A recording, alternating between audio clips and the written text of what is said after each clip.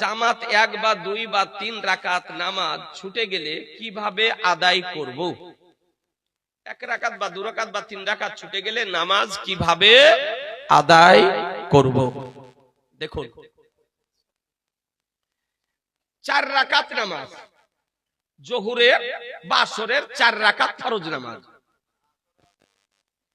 এখন 1 রাকাত ছুটে গেল, 3 রাকাত ইমামের সঙ্গে পেলেন, তাহলে 1 রাকাত ছুটলো, 3 রাকাত পেলেন, তাহলে 2 রাকাতের পর ইমাম বৈঠক করবে, আপনিও বৈঠক করেন।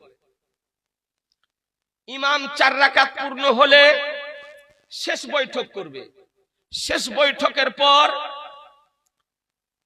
ডানে সালাম ফিরাবে, বামে সালাম ফিরাবে। তো আপনি কি করবেন? আপনার 1 রাকাত বা 2 রাকাত বা 3 রাকাত ছুটে গিয়েছে, আপনি কি করবেন? তো আপনি আত্তাহিয়াত পড়ার পর চুপ থাকবেন।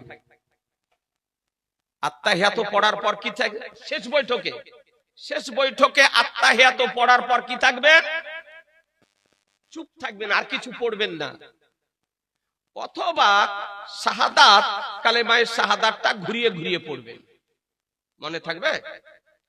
তারপরে ইমাম যখন ডান দিকে সালাম ফিরাবে, তারপরে বাম দিকের সালাম উচ্চারণ করবে, তখন সঙ্গে সঙ্গে আপনি আল্লাহু আকবার বলে দাঁড়িয়ে যাবেন। দাঁড়িয়ে গিয়ে আপনি সানা পড়বেন, কারণ সানা আপনার পড়া হয়নি। যখন ইমামের সঙ্গে দাঁড়াবেন তখন আল্লাহু আকবার বলে দাঁড়িয়ে যাবেন, কিছু পড়বেন না, সানা পড়বেন না। একাই যখন ওই ছুটে যাওয়া নামাজটা পড়বেন, তখন দাঁড়িয়ে গিয়ে আপনি সানা পড়বেন, তাউজ পড়বেন, তাসমিয়া পড়বেন, আউযু বিল্লাহ, বিসমিল্লাহ পড়বেন, তারপরে সূরা ফাতিহা পড়বেন, তারপরে একটা সূরা আপনি মিলিয়ে পড়বেন। কথা বুঝতে পারলেন?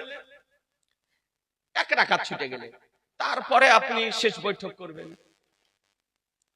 এখন বিষয় হলো যে আপনার 3 রাকাত ছুটে গিয়েছে। কয় রাকাত? 3 রাকাত ছুটে গিয়েছে। শেষ বৈঠকে আপনি 4 রাকাত নামাজ, 3 রাকাত ছুটে গিয়েছে, এগুলি বুঝার দরকার আপনার। তো প্রথম 2 রাকাতে সূরা মিলাতে হয়, শেষ 2 রাকাতে বিনা সূরা মিলিয়ে শুধু সূরা ফাতিহা পড়া হয়।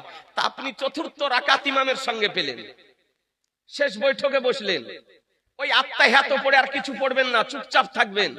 ডান দিকে সালাম ফিরাবে, আপনি সালাম উচ্চারণ করবেন না, সালাম ফিরাবেন না।